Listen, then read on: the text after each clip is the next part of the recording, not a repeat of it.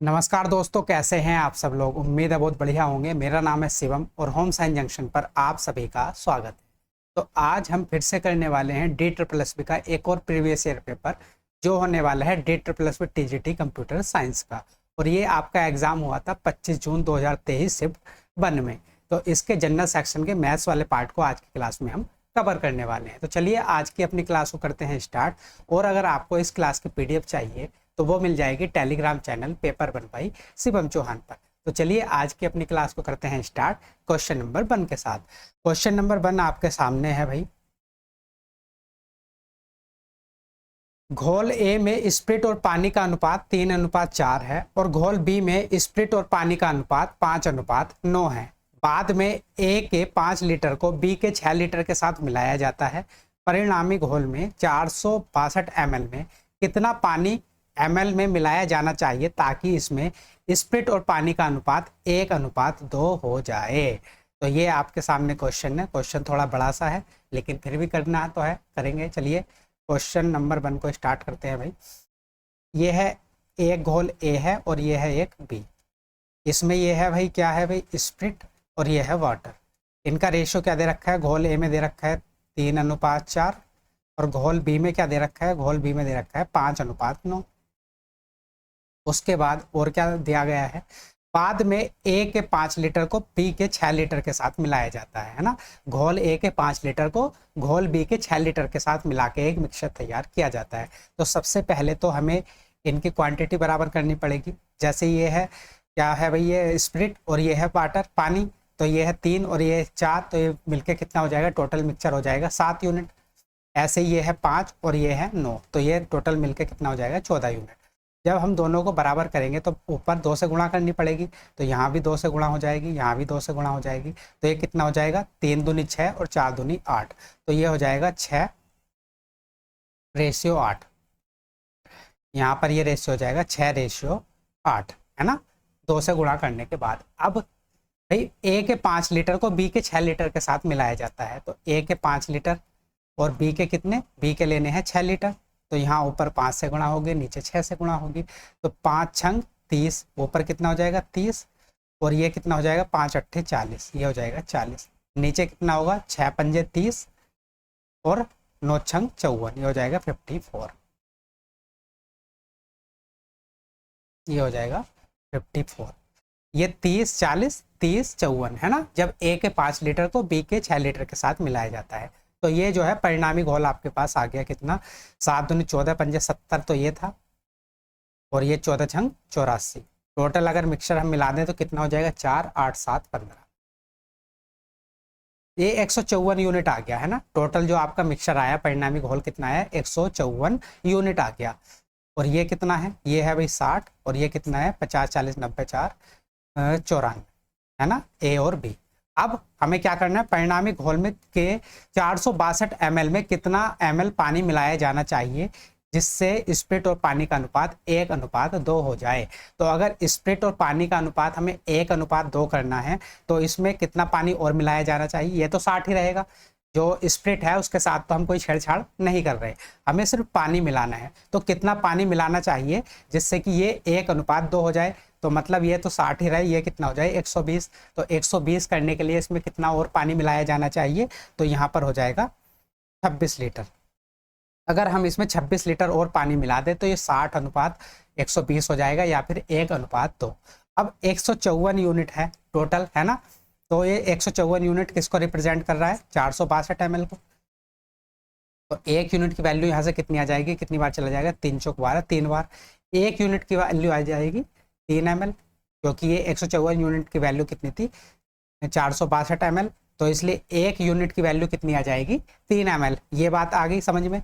अब हमें जो है 26 यूनिट पानी और मिलाना है। तो 26 यूनिट पानी मिलाना है और एक यूनिट की वैल्यू 3 ml है। तो 26 यूनिट की वैल्यू कितनी आ जाएगी, 26 गुणा 3, तो 3 छंग 18 और 3 दूनी 6 और 1 7, 78 ml। तो हमें कितना पानी मिलाना पड़ेगा, 78 ml। तो थर्ड वाला ऑप्शन हो जाएगा आपका करेक्ट ऑप्शन। उम्मीद है क्वेश्चन समझ पाए होंगे। चलिए आगे बढ़ेंगे क्वेश्चन नंबर 2 की तरफ। क्वेश्चन नंबर 2 है भाई, जब 3336 4188 और 5600 79 को 2 अंकों वाली संख्या p से विभाजित किया जाता है तो प्रत्येक मामले में शेषफल q होता है।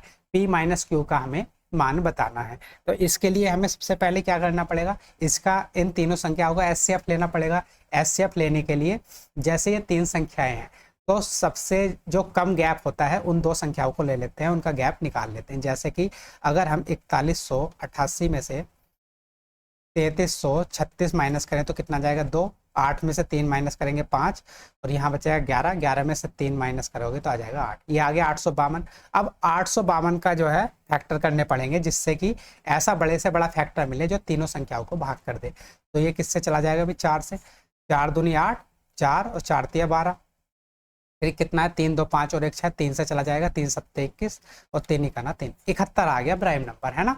तो ये 71 इन सबका क्या होगा एचसीएफ होगा। लेकिन क्वेश्चन में बोला गया है कि 2 अंकों वाली संख्या p से विभाजित करने पर प्रत्येक मामले में शेषफल q बचता है। मतलब जैसे कि मान लो ये संख्या 3336 थी, है ना, इसमें से जो है q शेषफल बचेगा जब p से इसे डिवाइड किया जाएगा और p क्या है 2 अंकों वाली संख्या, है ना। तो ये जो है जो क्वेश्चन में लैंग्वेज बोली गई है उसके अकॉर्डिंग ये बात कही गई है कि अगर 3336 है उसमें अगर 2 अंकों वाली संख्या p से विभाजित किया जाता है तो q शेषफल बचता है। या फिर आप इसे ऐसे भी कह सकते हैं 3336 में से अगर हम q माइनस कर दें तो ये जो है p से पूरी पूरी डिवाइड हो जाएगी, है ना, इसे ऐसे भी कह सकते हैं। तो भाई p की वैल्यू हमने क्या निकाल ली 71, 71 निकल गई। अब आपको 3336 को 71 से भाग करनी पड़ेगी। तो 71 से भाग करेंगे तो कितनी बार चला जाएगा अभी 7 चौक 28, 4 बार चला जाएगा, 4 4 सत्ते 28, 284। तो 13 में से 4 माइनस करोगे 9, यहाँ बचेगा 12, 12 में से 8 माइनस करोगे 4, ये फिर आ जाएगा 6। अब ये कितनी बार चला जाएगा 7 सत्ते 49, 7 बार चला जाएगा। तो 7 ही कहना 7, 7 सत्ते 49, कितना आ गया 497, है ना। तो भाई 7 बार नहीं जाएगा, ये 6 बार ही जाएगा, है ना, ये 6 बार जाएगा, 7 बार नहीं जाएगा, 7 बार तो एक ज़्यादा हो जाएगा। तो ये 6 ही का ना 6 और 6 सत्ते 42, ये आ गया। इसमें से माइनस करोगे तो 0 और ये 9 में से 2 माइनस करोगे तो 7। तो ये कितना आ गया, ये आ गया 72, है ना। तो हमारे पास अब जो 2 अंकों वाली p है, p की वैल्यू कितनी आ गई, p की वैल्यू है 71 और q की वैल्यू है जो शेषफल बचता है q की वैल्यू है 70। अब p माइनस q में इन दोनों की वैल्यू रख देंगे तो p की वैल्यू है आपके पास 71 और q की वैल्यू है 70। तो 71 माइनस का 70 कितना बच जाएगा 1, और थर्ड वाला ऑप्शन ही हो जाएगा आपका करेक्ट ऑप्शन। उम्मीद है समझ पाए होंगे। चलिए आगे बढ़ेंगे। Question number 3। क्वेश्चन नंबर 3 है भाई a b से 60% अधिक है, c a और b के बीच के अंतर से 55% अधिक है। यदि a से a में 40% की कमी की जाती है और c में 33% की वृद्धि की जाती है तो c a से कितने प्रतिशत अधिक है। 1 दशमलव स्थान तक सही हमें जो है इसकी वैल्यू निकालनी है। तो क्वेश्चन के अकॉर्डिंग a b से 60% अधिक है। मान लो ये है a, ये है b और ये है c। a b से 60% अधिक है तो 60% की फ्रैक्शन वैल्यू क्या होती है 3/5, है ना। तो अगर b 5 है तो a कितना हो जाएगा 8। यही तो मतलब हुआ, a b से 60% अधिक है। अगर a 8 है तो b कितना होगा 5, या फिर b 5 है तो a कितना होगा 8 होगा। और आगे क्या बोला गया है, c a और b के बीच के अंतर से 55% अधिक है। a और b का अंतर है कितने 3 यूनिट का, और ये जो है c जो है इनके अंतर से 55% अधिक है। तो कैलकुलेशन को आसान बनाने के लिए हम इसको 800 मान लेते हैं और ये इसको 500। तो अब a और b के बीच का गैप कितना आ गया 300, और जो c है a और b के बीच के अंतर से 55% अधिक है ना। तो a और b के बीच का अंतर कितना है 300 और इसका 55% अगर हम निकालें तो कितना हो जाएगा 2 0 से 2 0, 3 पंजे 15, 3 पंजे 15 और 1 16, 165 अधिक हो जाएगा। इन दोनों के अंतर से 165 अधिक, या फिर 55% अधिक का मतलब 165 अधिक। तो 300 प्लस 165 तो कितना आ जाएगा 465। तो c कितना आ जाएगा, c आ जाएगा 465। यहाँ तक आप समझ गए होंगे। c कितना आ गया 465। तो अब हमारे पास a b और c तीनों का रेशियो आ चुका है। अब आगे हमसे क्या पूछा गया है अभी क्वेश्चन में, यदि a में 40% की कमी की जाती है तो a में 40% की कमी की जाती है तो कितना हो जाएगा 8 चौक 32, 320 की कमी, या फिर आप कह सकते हैं 6 48, ये बचेगा 480। जब a में 40% की कमी की जाती है तो ये कितना हो जाएगा 480, और सी में 33% की वृद्धि की जाती है। तो 33% की फ्रैक्शन वैल्यू कितनी होती है? 1/3, मतलब 3 से 1 की वृद्धि होकर कितना हो जाएगा? 4। तो 3 की वैल्यू कितनी दे रखी है आपको? 3 की वैल्यू दे रखी है 465। ये 3 की वैल्यू हमें किसकी निकालनी है? 4 की। तो ये कितनी बार चला जाएगा? 3। 3 पंजे 15, 3 पंजे 15। 155 की 4 से गुणा करोगे तो कितना हो जाएगा? 4 पंजे 20, 4 पंजे 20, 2 22, 4 ही 4 2 6, ये हो जाएगा 620 जब इसमें 33% की वृद्धि की जाएगी। तो ए में 40% की कमी करने पर 480 और सी में 33% की वृद्धि करने पर 620। अब हमें बताना है सी ए से कितने प्रतिशत अधिक है। ये जो 620 है 480 से कितने परसेंट अधिक है? तो 620 माइनस 480 कितना हो जाएगा? 0। 12 में से 8 माइनस करोगे 4 और 1, तो ये हो जाएगा 140। और ये ए से कितने परसेंट है? तो ये ए की वैल्यू है 480 गुणा 100। अब 1 0 से 1 0 और ये 4 ही का ना 4, 4 दूनी 8 और 4 से ये चला जाएगा 25 बार। ऐसे 2 छंग 12 और 2 सत्ते 14, तो 25 छक्का 150, 25 सत्ते 175। 175 को 6 से भाग करोगे तो कितना आएगा? 6 दूनी 12, बचा कितना भाई? 5, 55। तो 6 48, 6 नम 54, बचा 1 पॉइंट लगा के 0 बढ़ा लेंगे। 6 का ना 6, बचा 4, 40, 6 छंग 36। तो ये आ जाएगा लगभग 29.16। या फिर अगर आप क्वेश्चन को देखें तो ये कितना आ जाएगा? ऑप्शन को अगर आप देखोगे तो ये आ जाएगा 29.2%। तो आपका सेकंड ऑप्शन हो जाएगा करेक्ट ऑप्शन। उम्मीद है समझ पाए होंगे इस क्वेश्चन को भी। आगे बढ़ेंगे क्वेश्चन नंबर 4। क्वेश्चन नंबर 4 है study the following graph and answer the questions. तो ये दे रखा है आपको परसेंटेज प्रॉफिट और ये दे रखे हैं ईयर्स। ये जो येलो वाला है ये है बी और ये ब्लू वाला है वो है ए। अब ये आपको फॉर्मूला भी दे रखा है कि परसेंटेज प्रॉफिट अगर आपको निकालना है तो कैसे निकालेंगे? इनकम माइनस के एक्सपेंडिचर अपॉन एक्सपेंडिचर इनटू 100। और लाभ अगर निकालना है तो वो कैसे निकालेंगे? आय माइनस के व्यय। अब क्वेश्चन आपसे पूछा गया है 2018 में यदि कंपनी बी का व्यय 300 करोड़ है और कंपनी ए की आय 390 करोड़ है तो उस वर्ष कंपनी बी का लाभ ए से कितने प्रतिशत अधिक था, ये आपको बताना है। तो सबसे पहले 2018 की बात हो रही है और कंपनी बी है येलो वाली, तो इसका व्यय कितना दे रखा है? 300 करोड़। तो यहाँ से हम इसका क्या निकाल लेंगे? एक्सपेंडिचर निकाल लेंगे, क्योंकि परसेंटेज प्रॉफिट बी का कितना है? 45 बराबर इनकम हमें निकालनी है तो ये इनकम माइनस के एक्सपेंडिचर बी आई कितना दे रखा है? 300 अपॉन एक्सपेंडिचर 300 गुणा 100। तो 2 0 से 2 0 कैंसिल आउट हो जाएंगे। 3 इधर जाके कितना हो जाएगा? 3 पंजे 15, 3 चौक 12 और 1 13, 135 बराबर इनकम माइनस के 300। तो यहाँ से इनकम निकल जाएगी, ये माइनस के 300 इधर जाके किसका हो जाएगा? प्लस का 300। तो 300 प्लस 135 ये कितना हो जाएगा? इनकम आ जाएगी 435। तो बी की जो इनकम है, बी की जो इनकम है वो कितनी आ गई भी? 435। अब हम क्या निकालेंगे? ए की जो है एक्सपेंडिचर निकालेंगे, क्योंकि ए की इनकम दे रखी है 390। तो यहाँ से इसका जो है ए का एक्सपेंडिचर निकाल लेंगे। तो ए का जो परसेंटेज प्रॉफिट है वो कितना है? 30। तो 30 बराबर आय इनकम कितनी है? 390 माइनस के एक्सपेंडिचर फोन एक्सपेंडिचर गुणा 100। ये हम कहाँ से निकाल रहे हैं? इस फॉर्मूले में रख के, है ना। तो अब 1 0 से 1 0 कैंसिल आउट हो जाएगा। ये ई जो है इधर आके किसका हो जाएगा? 3 बराबर ये 10 की 390 में गुणा करोगे तो ये हो जाएगा 3900 माइनस के 10 की ई से गुणा करोगे ये हो जाएगा 10 ई। तो माइनस के 10 ई इधर आके हो जाएगा प्लस के 10 ई। तो 10 प्लस 3 13, ये हो जाएगा 13 ई बराबर 3900। या फिर ए की अगर आप वैल्यू निकालोगे तो 13 से कितनी बार चला जाएगा? 3 बार 300। तो जो ए है इसका एक्सपेंडिचर कितना आ गया? ये आ गया 300, है ना। इतनी बात आप समझ गए होंगे। हमने बी की इनकम निकाल ली 435 और ए का एक्सपेंडिचर निकाल लिया 300। अब जो है हमें बी और ए का प्रॉफिट और निकालना है। अब हमारे पास इन दोनों के इनकम भी है और एक्सपेंडिचर भी है ना। तो इससे इन दोनों का हम क्या निकाल लेंगे? प्रॉफिट निकाल लेंगे। अगर हम ए का प्रॉफिट निकाल लें, सॉरी बी का, सबसे पहले बी का प्रॉफिट निकाल लें, तो बी का प्रॉफिट कितना आ जाएगा? ये आ जाएगा भाई, इनकम है इसके 435 और खर्च है 300 रुपये। तो 435 में से अगर 300 माइनस कर दोगे तो बी का प्रॉफिट कितना आ जाएगा? ये आ जाएगा 135। ऐसे ही हम ए का भी प्रॉफिट निकाल सकते हैं।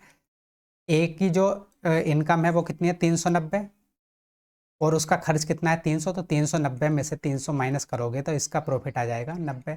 अब हमें बताना है तो उस वर्ष मतलब 2018 में ही कंपनी बी का लाभ ए से कितने प्रतिशत अधिक था। ए से कितने प्रतिशत अधिक था बी का लाभ, तो ए से कितना अधिक है, ये है 45, और ए से हम पूछ रहे हैं तो बेस बेस में क्या रखना पड़ेगा, ए को ही रखना पड़ेगा, अपॉन 90, परसेंटेज निकालनी है तो गुणा 100। तो ये 45 से 90 2 बार चला जाएगा, 2 से 100 50 बार, तो कितने परसेंट अधिक हो जाएगा, 50%। आपका थर्ड वाला ऑप्शन हो जाएगा करेक्ट ऑप्शन। समझ पाए होंगे। चलिए आगे बढ़ेंगे क्वेश्चन नंबर 5। क्वेश्चन नंबर 5 है भाई, the volume of a right circular cylinder of height 32 centimeter and base diameter 36 centimeter is equals to the volume of a right circular cone of height 24 centimeter. What is the curved surface area in centimeter square of the cone? तो 32 centimetre ऊंचाई और 36 centimetre आधार व्यास वाले एक लंबवृत्तीय बेलन का जो आयतन है वो 24 सेंटीमीटर ऊंचाई वाले लंबवृत्तीय शंकु के आयतन के बराबर है। तो जैसे क्वेश्चन में बोला गया वैसे वैसे करते चले जाते हैं। सबसे पहले जो बेलन का आयतन होता है, बेलन का आयतन होता है पाई आर स्क्वायर एच, और जो शंकु का वॉल्यूम होता है, शंकु का वॉल्यूम कितना होता है 1/3 पाई आर स्क्वायर एच। ये बेलन का आयतन होता है, ये शंकु का आयतन होता है, तो इसमें रख देंगे वैल्यू। तो बेलन का आयतन हमें किसके बराबर रखना है, शंकु के आयतन के बराबर। तो यहाँ पर अगर आप देखोगे बेलन का आयतन होता है पाई, आर कितनी है भाई 36 सेंटीमीटर आधार व्यास। अगर व्यास 36 सेंटीमीटर है तो त्रिज्या क्या होती है, व्यास की आधी, तो ये हो जाएगा 18 का स्क्वायर, क्योंकि त्रिज्या होती है आधी, गुणा ऊंचाई कितनी है 32, बराबर किसके है ये भाई, लंबवृत्तीय बेलन का आयतन 24 सेंटीमीटर ऊंचाई वाले शंकु के। तो 1/3 पाई आर स्क्वायर, आर हमें पता नहीं है, गुणा एच कितनी है 24 सेंटीमीटर। अब यहाँ से इसको सोल्व कर लेंगे, पाई से पाई कैंसिल आउट, 3 से 24 8 बार, 8 से 32, 8 चौक 32, तो ये कितना आ जाएगा 18 का स्क्वायर गुणा 4 बराबर आर स्क्वायर। तो यहाँ से आर सीधे सीधे निकल जाएगी, आर कितनी आ जाएगी, ये 18 गुणा 2 36, क्योंकि ये 2 का स्क्वायर है, ये 18 का स्क्वायर है, और ये बराबर है आर स्क्वायर के। तो अगर हम आर की वैल्यू निकालेंगे तो कितनी हो जाएगी 18 गुणा 2 36 सेंटीमीटर। तो जो शंकु है उसकी त्रिज्या कितनी आ गई 36 सेंटीमीटर।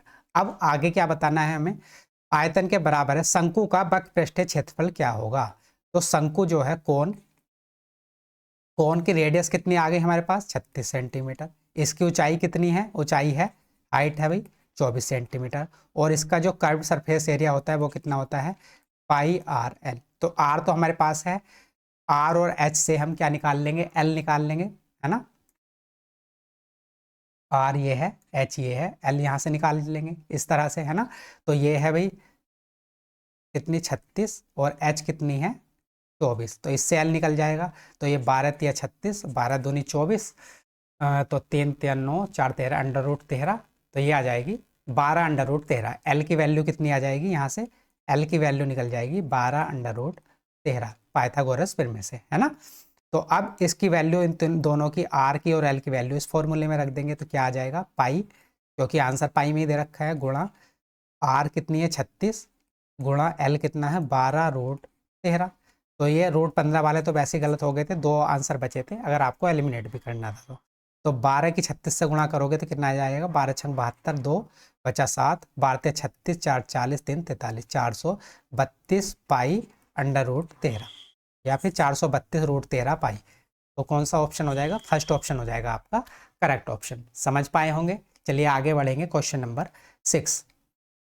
क्वेश्चन नंबर 6 है भाई सिंप्लीफिकेशन का क्वेश्चन है। द वैल्यू ऑफ, ये आपको दे रखी है, इसकी आपको वैल्यू बतानी है, इसे सिंप्लीफाई करना है आपको। तो सबसे पहले फर्स्ट ब्रैकेट से स्टार्ट करेंगे, तो ये 5 सही 1/9, तो इसको क्या लिख सकते हैं 9 पंजे 45 और 1 46, तो ये हो जाएगा 46/9 माइनस के 8 सत्ते 56, 56 और 7 कितना हो जाएगा 56 4 60 3 63/8 भाग 20 की 9 से गुणा करोगे 180, तो ये हो जाएगा +9 189/20 ब्रैकेट बंद, भाग 1.2 के ऊपर बार है, तो इसे क्या लिख सकते हैं, इसे लिख सकते हैं हम भाई इसे 1 + 2/9, तो 9 का ना 9 2 11, तो इसे लिख सकते हैं 11/9 माइनस के, अब ये वाला ब्रैकेट आ गया, तो 5 चौक 20 और 1 21/4 भाग 3/7 ऑफ, तो ऑफ गुणा होता है, ऑफ का मतलब होता है गुणा, तो ये हो जाएगा 1/4 गुणा 2/7 गुणा 3/14 और प्लस में है 3/4। तो अब यहाँ से इसको सॉल्व कर लेंगे, ये आ जाएगा 46/9 माइनस के 63/8 गुणा 20/189 ना। तो ये कितनी बार चला जाएगा, 3 बार, और ये 4 दूनी 8, 4 पंजे 20, तो कितना आ जाएगा 5/6। तो ये आ जाएगा पूरा 5/6 माइनस के 5/6। ये वाले ब्रैकेट की वैल्यू आ गई। भाग में क्या है, 11/9, तो ये गुणा में हो जाएगा 9/11 माइनस के, अब ये वाला ब्रैकेट आ जाता है। तो सबसे पहले हम ऑफ को सॉल्व करते हैं, फिर भाग को सॉल्व करते हैं। तो ऑफ को हमने गुणा कर लिया, तो सबसे पहले इसे सॉल्व करेंगे, तो ये कितना आ जाएगा 21/4 गुणा 3/7 तो गुणा में होके ये कितना हो जाएगा 28/3 गुणा के 2/7 और गुणा में है 3/14 और प्लस में है 3/4। तो यहाँ से क्या कॉमन आ जाएगा भाई, एलसीएम आ जाएगा इनका 18। तो 46 दूनी कितना हो जाएगा, 40 दूनी 80, 10 90 2 92 माइनस के 15/18 गुणा 9/11 माइनस के, अब ये है 7 या 21 से, तो 21 कैंसिल आउट, 4 से 28, 4 7 28, तो 7 दूनी 14 माइनस के 14 गुणा 3/14 प्लस 3/4, 14 से 14 कैंसिल आउट हो जाएगा। अब 92 में से 15 माइनस करोगे तो ये कितना हो जाएगा 77/18 गुणा 9/11 माइनस के 3 प्लस के 3/4, ये आ गया। 11 से 77 7 बार, 9 से 18 2 बार, तो ये कितना आ जाएगा 7/2 माइनस के 3 प्लस 3/4। अब यहाँ से क्या एलसीएम आ जाएगा, यहाँ से एलसीएम आ जाएगा 4, तो 4 एलसीएम ले लेते हैं, तो 2 दूनी 4 14 माइनस के 4 तिया 12 प्लस के 3, तो 14 में से माइनस के 12 करोगे तो बचेगा 2, और 2 प्लस 3 कितना हो जाएगा 5/4। तो 5/4 का मतलब क्या होता है, 1 सही 1/4। तो कौन सा ऑप्शन हो जाएगा, सेकंड ऑप्शन हो जाएगा आपका करेक्ट ऑप्शन। चलिए आगे बढ़ेंगे, क्वेश्चन नंबर 7। क्वेश्चन नंबर 7 है भाई, P Q के समानुपातिक रूप से बदलता है और R के व्युत्क्रमानुपाती रूप से बदलता है। जब Q बराबर 2.7 और R बराबर 1.6 तो P बराबर 4.5 होता है। जब P बराबर 6 और Q बराबर 15 है तो R की वैल्यू हमें बतानी है। तो क्वेश्चन के अकॉर्डिंग P जो है Q के समानुपातिक है और जो R के व्युत्क्रमानुपाती है, R 1 सॉरी 1 सेकेंड रुकिए, ये है P, ये है P R के व्युत्क्रमानुपाती है, ये दे रखा है। जब इसको कंबाइंड फॉर्म में लिखेंगे तो ये कितना हो जाएगा P Q/R, और जब आप इस वाले साइन को हटाते हैं तो आपको एक कांस्टेंट लाना होता है, तो ये कितना हो जाएगा P बराबर K Q/R, है ना। इसको सॉल्व करके कितना आ जाएगा P बराबर K Q/R, तो इसे यहाँ पर लिख लेते हैं P बराबर K Q/R, ये आ जाएगा, है ना। अब क्वेश्चन के अकॉर्डिंग पहली कंडीशन क्या है, जब Q बराबर 2.7 और R बराबर 1.6 है तो P की वैल्यू कितनी आती है 4/4.5। तो P की वैल्यू कितनी आती है 4.5 बराबर K, Q की कितना मान है 2.7 अपॉन R का मान कितना है 1.6, तो पॉइंट से पॉइंट चला जाएगा, और ये 9 तिया 27 और 9 पंजे 45.5 और 16 पंजे 80, तो K की वैल्यू कितनी आ जाएगी, ये 8 और अपॉन 3 8/3। तो K का मान कितना आ गया भाई 8/3, K का मान आ गया आपके पास 8/3। अब दूसरी जो कंडीशन है क्वेश्चन में क्या दे रखी है, दूसरी कंडीशन है भाई, जब P बराबर है 6, तो यहाँ पर रख देंगे P बराबर 6 और K की वैल्यू हमने क्या निकाल ली, K की जगह रख देंगे 8/3 गुणा Q की वैल्यू दे रखी है 15, तो हमें किसका मान निकालना है, R का मान निकालना है अपॉन R, इसकी वैल्यू हमें निकालनी है। तो 3 से 15 5 बार, और ये कितना हो जाएगा 8 पंजे 40, और ये 6 इधर चला जाएगा, R की 6 से गुणा हो जाएगी, 6R बराबर हो जाएगा 40, या फिर R की बात करो तो ये हो जाएगा 40/6, या फिर इसे आप कह सकते हैं 20/3, है ना। तो R का मान क्या आ गया 20/3, सेकंड ऑप्शन हो जाएगा आपका करेक्ट ऑप्शन।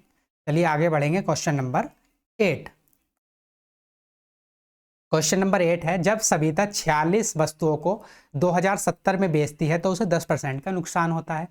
जब 20% का लाभ कमाने के लिए उसे 46 वस्तुओं को किस कीमत पर बेचना पड़ेगा, ये आपको बताना है। तो आप 46 वस्तुओं को भूल जाओ। आपको क्या पता है कि एक वस्तु को जब 2070 में बेचा जाता है तो 10% का नुकसान होता है। 20% का जो है लाभ कमाने के लिए उस वस्तु को किस कीमत पर बेचना होगा, आप ये 46 को भूल जाओ, है ना। तो 2070 में बेचने पर कितने का नुकसान होता है, 10% का। तो ये जो 2070 है ये किसकी वैल्यू होगी, 90% की। अब हमें लाभ कितने का कमाना है, 20% का।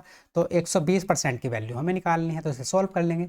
0 से 0, 9 दूनी 18, 9 तिया 27, 230 की 12 से गुणा करेंगे तो कितना जाएगा, 12 0 0, 12 तिया 36 का 6 बचा 3, 12 दूनी 24, 24 और 3 कितना हो जाएगा, 27।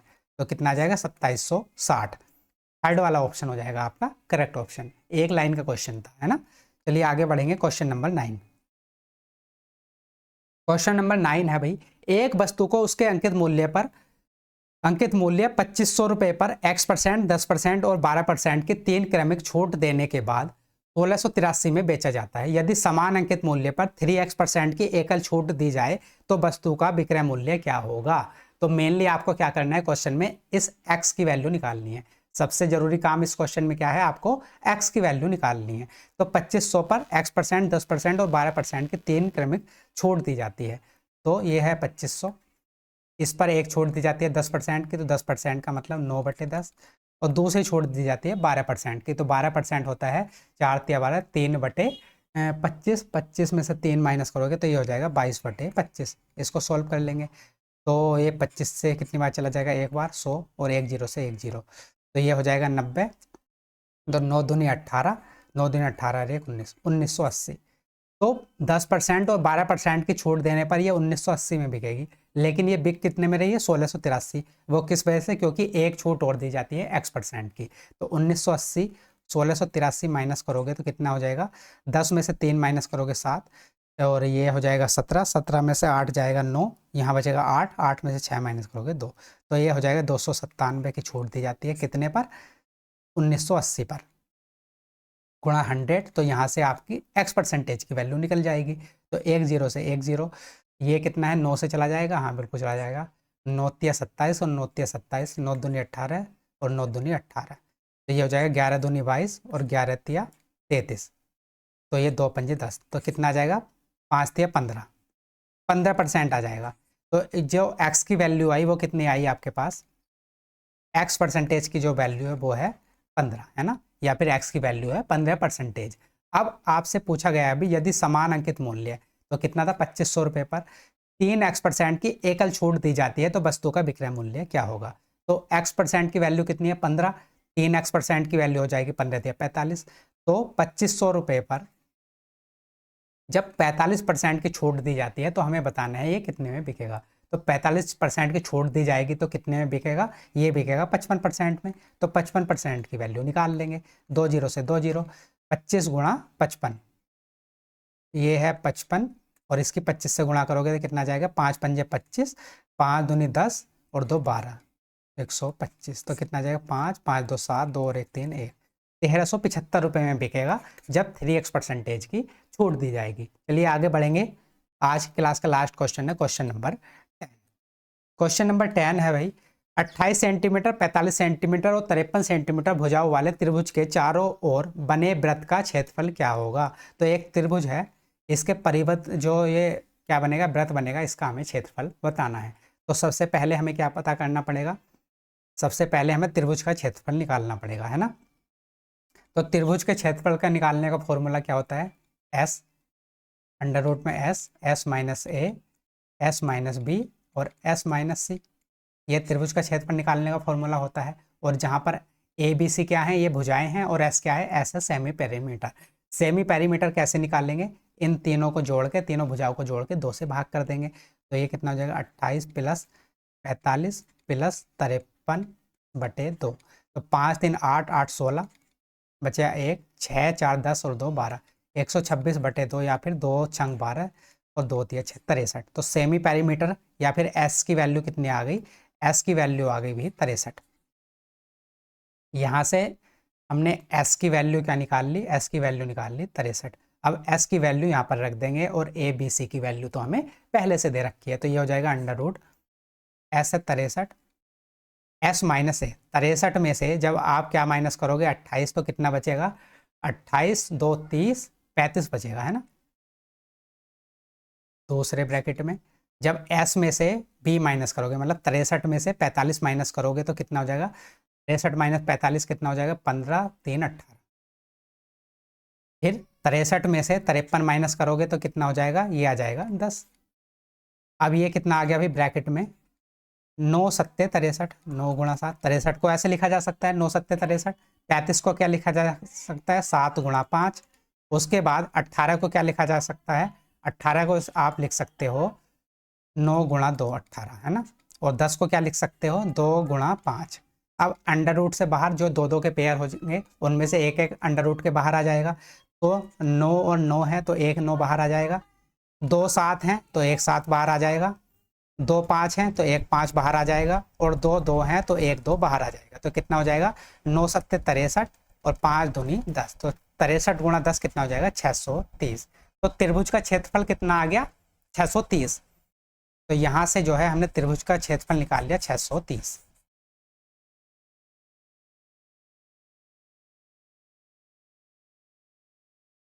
तो त्रिभुज का क्षेत्रफल हमारे पास आ गया 630। अब हमें क्या बताना है, त्रिभुज के चारों ओर बने वृत्त का क्षेत्रफल बताना है। तो त्रिभुज के जो चारों ओर ये वृत्त बनेगा, इसके सर्कम रेडियस का निकालने का फॉर्मूला क्या होता है, आर बराबर